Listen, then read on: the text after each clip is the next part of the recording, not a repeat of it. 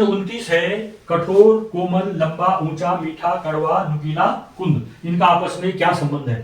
कठोर का विलोम शब्द होता है कोमल, लंबा का छोटा होना चाहिए था, यहाँ ऊंचा लिखा हुआ है तो ये विलोम शब्द नहीं है।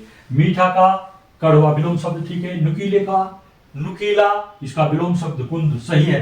तो इसमें विकल्प बी भिन्न पद है, तो इसका आंसर हो गया डी सही है। इनमें क्या देखना है आपने? विलोम शब्द देखने। इनमें क्या देखना है? विलोम शब्द है कि नहीं है। प्रश्न नंबर 30 में लिखा है डाकखाना, डाकिया, कॉलेज प्रधानाचार्य, बैंक प्रबंधक, नेवी कमांडर। यहाँ पर कॉलेज का मुखिया होते हैं प्रधानाचार्य, बैंक का प्रबंधक मुखिया होता है, बैंक का मुखिया प्रबंधक होता है, नेवी का मुखिया कमांडर होता है, लेकिन डाक खाने का मुखिया डाकिया नहीं होता। डाकिया एक छोटा कर्मचारी होता है। डाक खाने का मुखिया होता है पोस्ट मास्टर। तो यहां पर पोस्ट मास्टर आना चाहिए था, ये भिन्न पद हो गया, अर्थात विकल्प ए इसका आंसर होगा। प्रश्न 31 में है, निम्नलिखित अंक श्रृंखला में ऐसी कितनी सम संख्याएं हैं जिनके ठीक पहले और ठीक बाद विषम संख्या है? यहां पर मैंने ये 33वां प्रश्न लिख दिया है, पहले इसी को कर लेते हैं। निम्नलिखित संख्याओं की श्रृंखला में बताएं कि कितनी बार 1, 3, 7 एक साथ आए हैं, जिनमें मध्य में 7 हो, बीच में उसके 7 होना चाहिए। जैसे 1, 7, 3 है, 7 बीच में होना चाहिए।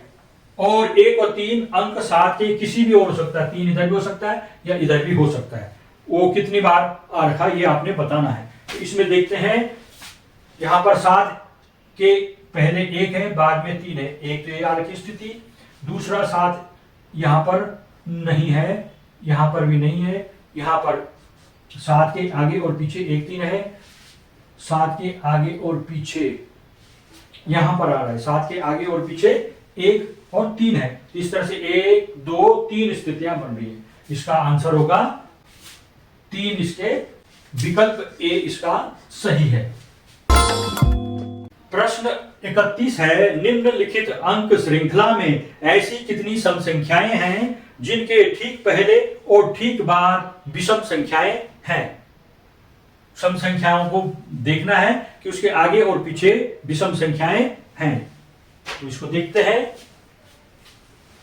ये 8 सम संख्या है, 9 और 5 विषम संख्या है, 2 सम संख्या है, 3 और 9 विषम संख्या है।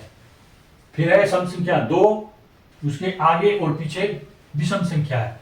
ये 6 है सम संख्या, लेकिन इसके आगे पीछे विषम संख्या नहीं है। 2, इसके भी आगे पीछे विषम संख्या नहीं है। 8 सम संख्या है, इसके आगे पीछे विषम संख्या है। 2, इसके आगे पीछे विषम संख्या नहीं है। 6, इसके आगे और पीछे विषम संख्या है। अब इनकी हम काउंटिंग कर देंगे, 1, 2, 3, 4, 5। कितनी बार आया? 5 बार ऐसी स्थिति बनी। 5 बार ऐसी स्थिति बनी और 5 है यहाँ पर विकल्प बी में, अर्थात विकल्प बी सही है। प्रश्न 32 में है, यदि 5, 4, 6, 3, 8 अंकों में प्रत्येक विषम संख्या से एक अंक घटाया जाए, विषम संख्या उनसे एक अंक घटाना है और प्रत्येक सम संख्या में एक अंक जोड़ना है, तब हमें जो नई संख्या मिलेगी उनके अंकों का जोड़ होगा। पहला है 25 होगा, 25 होगा, 26 होगा, 27 होगा या 28 होगा। इनके विषम संख्याएं, उनमें हमने एक घटाना है। 5 में से घटा के 4 हो गया। सम संख्या में एक जोड़ना है, सम संख्या में एक जोड़िए, विषम संख्या से एक घटा दीजिए, सम संख्या में एक जोड़िए, हमें ये संख्या मिल गई। इस संख्या के अंकों को जोड़ेंगे, 4 और 5 9, 9 और 7 16, 16 और 2 18, 18 और 9 27। तो यहां पर 27 कहां पर है? विकल्प सी में, विकल्प सी सही है। अब है प्रश्न नंबर 34 से शुरू है, 33वां पहला करा दिया था मैंने। प्रश्न 34 है, प्रश्न पढ़ते हैं। निम्नलिखित पद को ध्यानपूर्वक पढ़ें और नीचे दिए गए प्रश्नों के उत्तर दीजिए। एक परिवार में 6 सदस्य हैं, P, Q, R, X, Y एवं Z। Q R का पुत्र है, Q पुत्र है R का, किंतु R Q की माता नहीं है, लेकिन R इस Q की माता नहीं है। इस तरह से आप रफ में लिख देना, वहां पर R Q की माता नहीं है। P व R विवाहित जोड़ा है, P और आर विवाहित जोड़ा है अर्थात पति पत्नी है। वाई आर का भाई है, वाई आर का भाई है। फिर है एक्स पी की पुत्री है, एक्स पुत्री है पी की, और जेड भाई है पी का।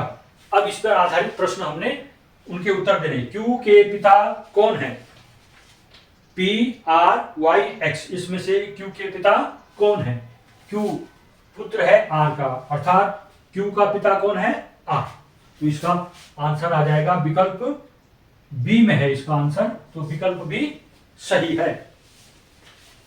अगला है आर के कितने बच्चे हैं? आर के कितने बच्चे? आर का एक बच्चा ही है क्यू, दूसरा एक्स पुत्री है पी की और आर की पत्नी है पी, तो पी की पुत्री भी आर की भी पुत्री होगी, अर्थात इसके एक पुत्री हो गया और एक पुत्री, तो दो बच्चे होंगे इसके। तो विकल्प ए में लिखा हुआ है 2, ये 35 का आंसर होगा। विकल्प बी ए में लिखा है 2, विकल्प ए सही है। 36वां प्रश्न, 36वें प्रश्न में है क्यू का एक्स से क्या संबंध है? क्यू का एक्स से क्या संबंध है?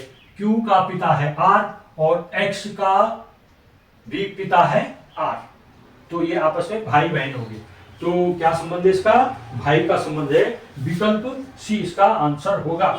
37वें प्रश्न में है निम्नलिखित में से भाइयों का युग्म कौन सा है? पी और एक्स, पी और जेड, क्यू और एक्स, आर और वाई। यहां पर आर का भाई है, आर का भाई है वाई, तो वाई और आर आपस में भाई भाई है, तो ये विकल्प डी में लिखा हुआ है, विकल्प डी इसका आंसर होगा। आर और वाई भाइयों का युग्म है। क्वेश्चन नंबर 38 है आर का साला कौन है? आर का साला बताना है। आर की पत्नी है पी और पी का भाई है जेड, तो पत्नी का भाई साला होता है, तो आर का साला हो गया जेड। यहां पर विकल्प ए में है जेड लिखा हुआ, तो विकल्प ए सही है।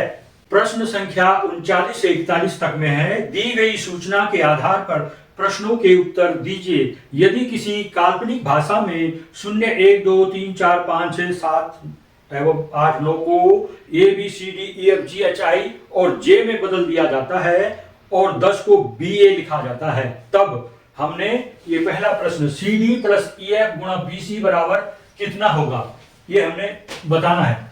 0 1 2 3 4 5 6 7 8 9 को लिखा गया है A B C D E F G H I J और 10 को लिखा गया है बी ए। ये है इस तरह से। अब हमने यहां पर इनको बदल करके संख्या बनानी है। पहला है सी डी, तो सी और डी हो गया 23 प्लस ई एफ हो गया 45 मल्टीप्लाई बी सी, बी और सी हो गया 12। इसको हल करना है। 5 और 3 8 हो गया और 4 और 2 6 हो गया, 68 हो गया। उसको 12 से गुणा कर देना है। 12 8 96 के 6, 9 बचा, 12 छक्का 72, 72 और 9 81, 816 आ गया। 816 है विकल्प बी में, अर्थात विकल्प बी सही होगा। इसको इस तरह से हल करना था। ठीक है। अगला प्रश्न है DC plus DC multiply F, D और सी, डी पहले है तो सी, इसका मतलब इसको 32 लिखना है। क्या लिखना है? 32 गुणा एफ कितना है 5, और फिर आपने माइनस कर देना ब्रैकेट के अंदर बी एफ, बी और एफ, अर्थात 15 हो गया है कि नहीं। 15 माइनस डी, डी है 3 पर और मल्टीप्लाई फिर डी है 3, इसको हल करना है। 5 दूना 10, 5 या 15 16, 160 हो गया। 15 में से 3 घटा के 12 आ गया और 12 को 3 से गुणा करना है। 160 हो गया, ये 12 3 36 हो गया। अब इसको घटा दीजिए, 10 में से 6 गया घटा के 4 और यहां बचा 5, 5 में 3 घटा के 2, 124। अब यहां पर संख्या नहीं दे रही, फिर इसको हमने बदलना है। 124, एक को क्या लिखा जाता है बी और 2 को लिखा जाता है सी और ई लिखा जाता है 4 को। BCE, अब यहां विकल्प में जहां पर BC होगा वो इसका आंसर हो, तो BC है विकल्प C पर, आंसर होगा इसका विकल्प C।